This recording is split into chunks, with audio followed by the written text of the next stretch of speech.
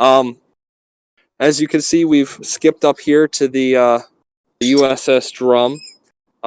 Here is a 5-inch 25 caliber deck gun. They use these on top of U.S. submarines, and they were on older battleships. In game, there are 5-inch 25s on the Brooklyn. God bless you. So if a submarine came up on some cargo ships that were undefended, they would surface and kill the ships that way, because they didn't carry a bunch of torpedoes, so they would use the gun if possible. Or if there was something on land that they had to blow up, because they did use submarines for special operations where they would attack small island installations. So that's what this is here for. This is the seat to rotate the gun. The gun is painted and welded to its mount, so you can't, or the mount is painted or welded, so you can't rotate it, but you can elevate and de-elevate the gun. That's something neat that can be done here. I'm gonna go into the submarine. Hopefully we'll have enough connection that it won't disconnect.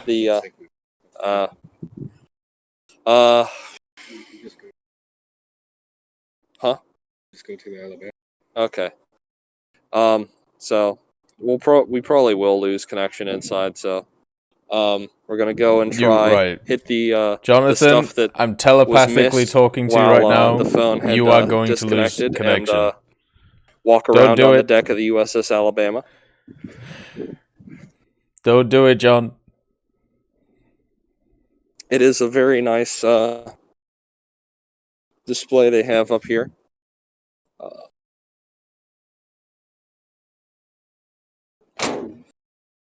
I would certainly suggest to those who are interested to come to the Alabama Museum and the Battleship Park and see all the stuff for yourself, because not only does this museum park, here's a nice shot of that patrol boat, a swift craft.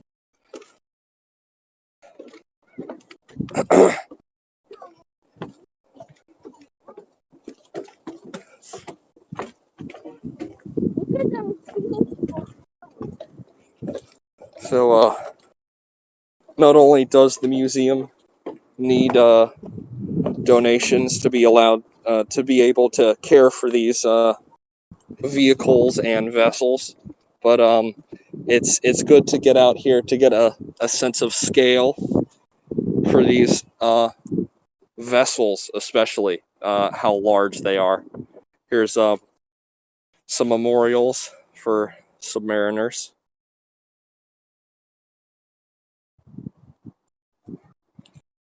This to USS Herring.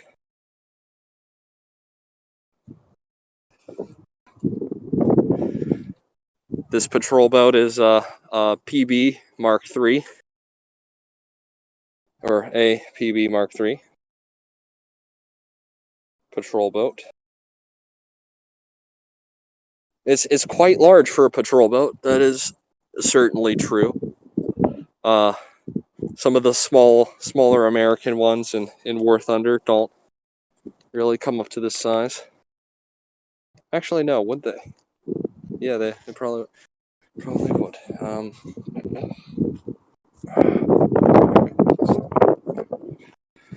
Over here we have this is actually a replica of a Confederate submarine from the Civil War.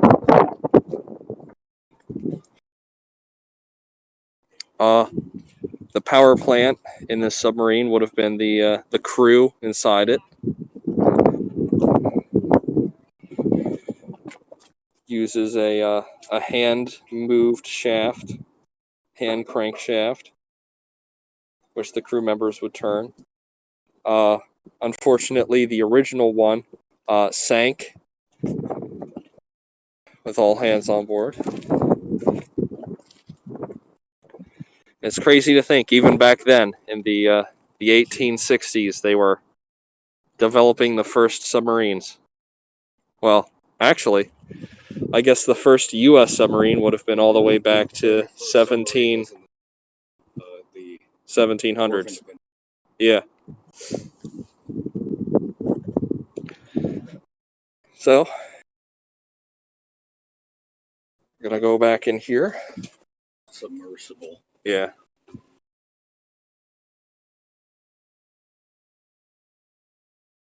Over here is the Sea Sprite Navy helicopter. Over here we have models of different navies submarines. We have USS Growler, an example of a Gato class submarine. We have we have 153, a C3 class submarine for the Japanese, a massive submarine, and not as big as the I-400 class of submarines, which were so big that they could hold those 3 float planes. And here we have a very famous German U-boat. And this model over here is of USS Drum, of what it looked like more during the war. So you can see the gun mount is on the back instead of the front.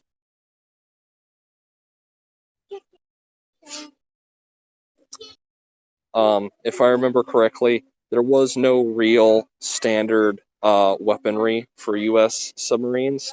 U.S. submarine crews would kind of grab whatever they could to mount onto their submarines. In one case, I don't remember which submarine it was, but they even had a rocket launcher on the back of it to attack small island installations. Here we have a model of an F-22, and over here, this aircraft is the A-6 Intruder.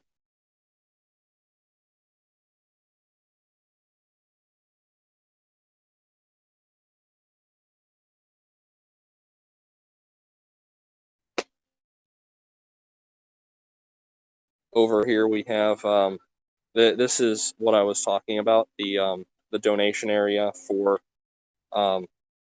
Katrina, because Katrina really came through here and wrecked up all of these beautiful aircraft, which is quite a shame. Most of them have been repaired quite well, but some have a few more dings and holes in them, unfortunately. Up there we have a drone from the U.S. Navy. Here we have a board, a monthly scorecard. So the green ones would be like a very successful landing, grabbing the first 2 cables that you could possibly land on. A yellow landing would be landing on the last 2 cables. Obviously you only grab 1 cable, but the number 1 or 2 would be the last 2 wires that you could catch before you would have to flip the throttle into full and go around because you missed the cables on the carrier. I believe what these are is I'm assuming this board is from a specific carrier, or I think these names were left by veterans who would come through here and leave their record. Up there we have a Loon, an American-produced V1. We did take some of the German V1s and we produced some of our own for testing purposes. We launched some of them off of submarines similar to the Drum out back, which I think is very cool. Connected. Yep. Yeah, we're still good.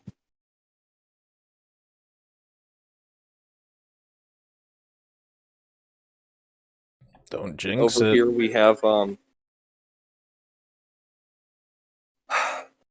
a display about the POWs of the Vietnam War.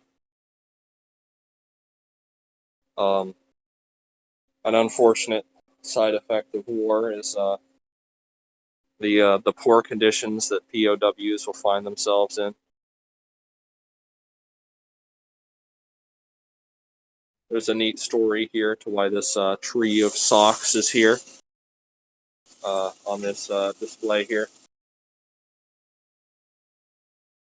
More more Vietnam stuff and POW.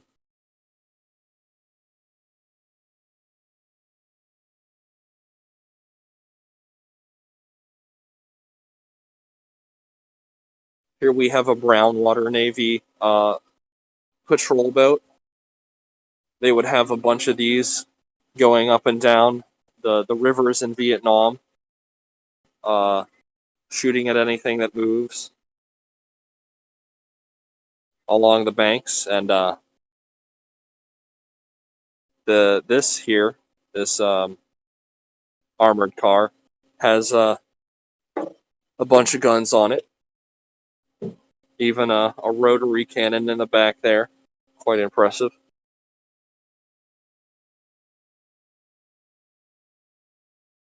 There's another mount back there.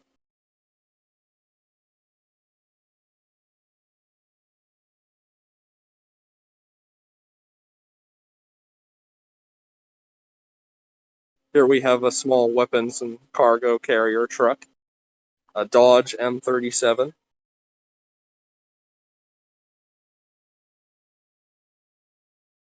That's all this.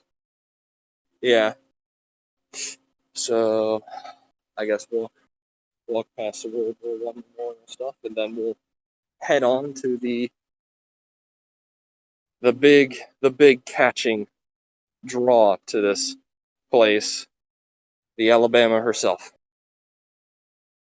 We have a display here for World War One,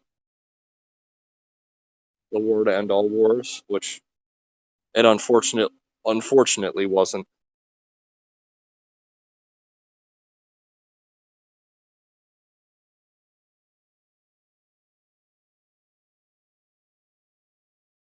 There's the 6-pounder.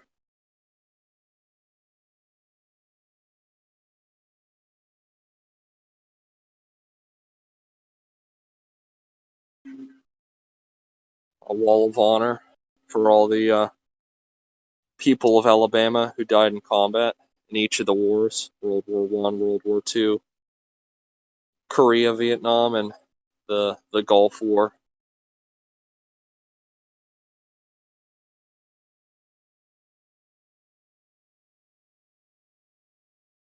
A display for the Central Powers.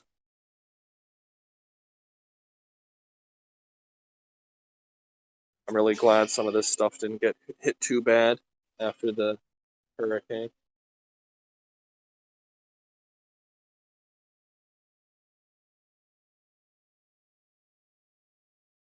A display for the Allied powers.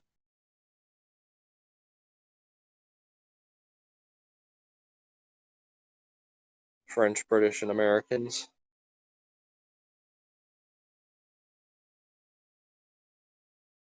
Something for the nurses of war. A front view of the ambulance.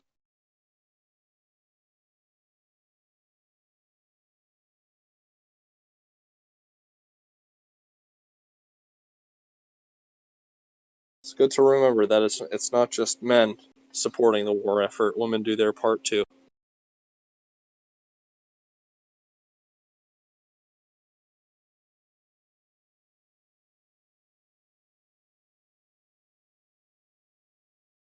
More stuff for the citizens of Alabama.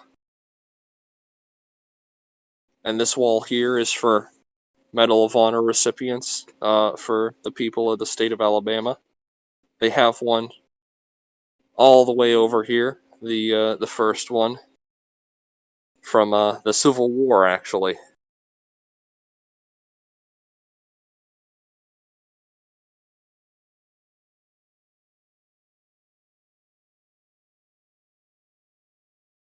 P-51.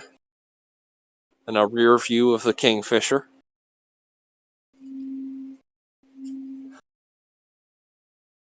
Another 16-inch shell, except... Yeah, made out of wood. Okay.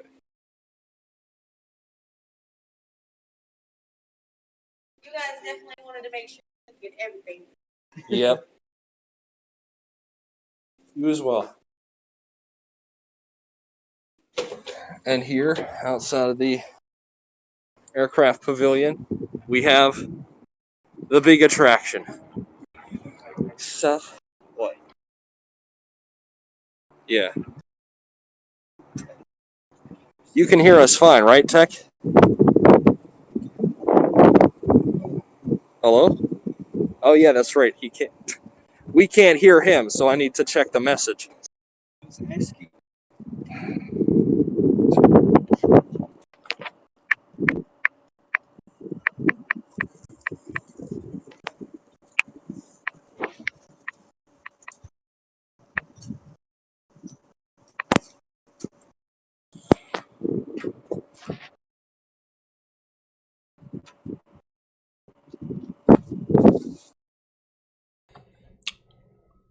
Sorry. Let's just see what's going on real quick.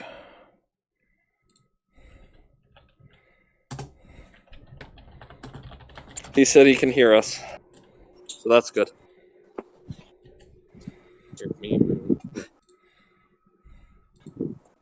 So this BB-60, the last of the South Dakota class battleships, USS Alabama. As my friend stated, 660 feet long, but still thin enough to fit into the Panama Canal's restrictions.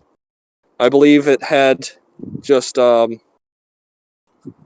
feet of clearance between the walls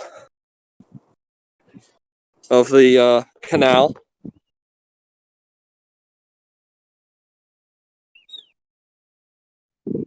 Here on the number 3 turret, we have the different camouflages that she had through her service, the different measures.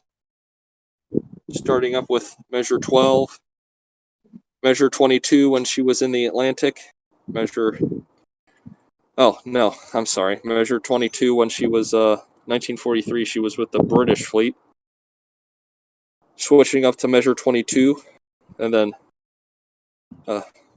measure 21, back to measure 22, and then measure 13, which is the peacetime war camouflage.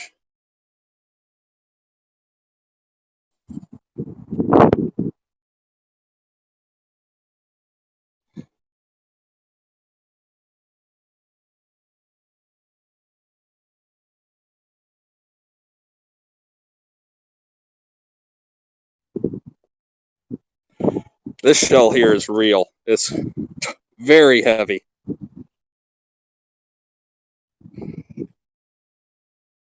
Here we have plaques for the Alabama Museum. All the people who helped keep this USS Alabama in the state of Alabama.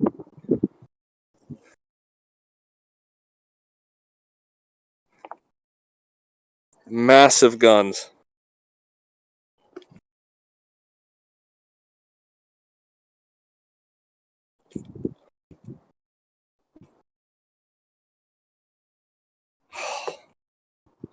All that superstructure.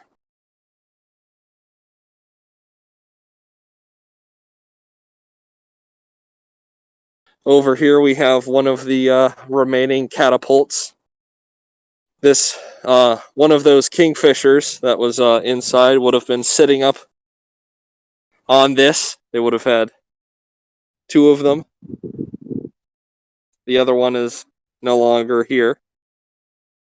And here they have this massive crane to recover the Kingfishers, because Obviously, this isn't an aircraft carrier. The Kingfishers couldn't land on the ship, so what they would do is they would land next to the ship, or land and then taxi around to the back, and that crane would swing around and pick them up and pull them back on their spots on the catapult. This giant crane is actually collapsible for whenever weather got pretty nasty, as to not allow it to be damaged, because there's only one. This, of course, is a 40mm Bofors mount. It's got 2 sets of 2, making it, of course, a quad.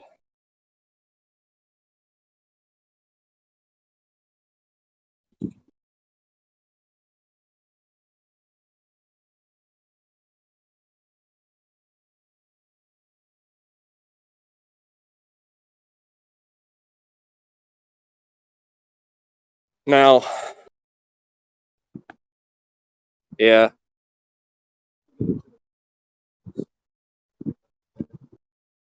Okay. Hello there. Here we have some more. We have some 20 mils, which are just littered around the deck, covered up. This deck is made out of teak. It's a very expensive wood, which is more waterproof. But as you can see, over the many years of it sitting out here, and before it sat out here, it was in Seattle, Washington. The time has not been kind to her. Here's a nice plaque showing the battle history, all the places she's been, all the way up to the Arctic Circle, and all the way back down into the Pacific, past the equator.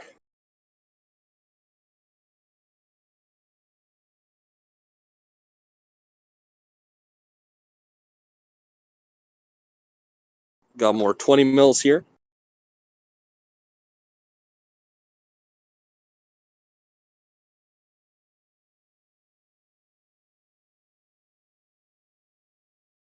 Now, unfortunately, the number 3 turret is roped off, but if you do ever come here, the number 1 and number 2 turret in the front, you can go up inside of them. Here's another Bofors mount. I guess I should grab. We go up to the bow.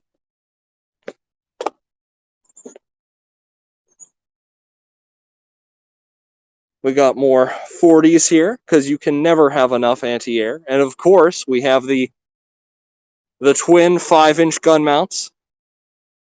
5-inch 38s. 5 turrets on each side, totaling 20 guns. I hope the wind's not too bad walking on this side of the ship. Like I said earlier, I will not be able to show you the inside of the ship because of how absolutely thick the metal is on this thing. But if you ever do come here, the inside is furnished and all nicely done. Especially because the weather can't really get inside the ship. But it's definitely a nice walkthrough. This ship is a city on water. There's blacksmith places, craft shops, and all sorts of stuff for any of the repairs that you would have need to do on the ship while out at sea. Because you can't always just stop into a dry dock for repairs in the middle of the Pacific. Here we have a nice assortment of 20 millimeters, some singles and double mounts.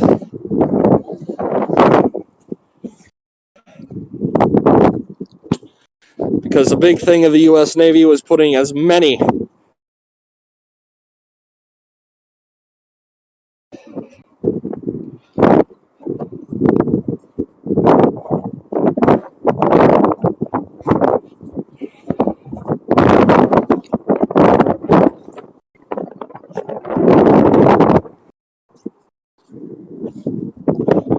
And there it is.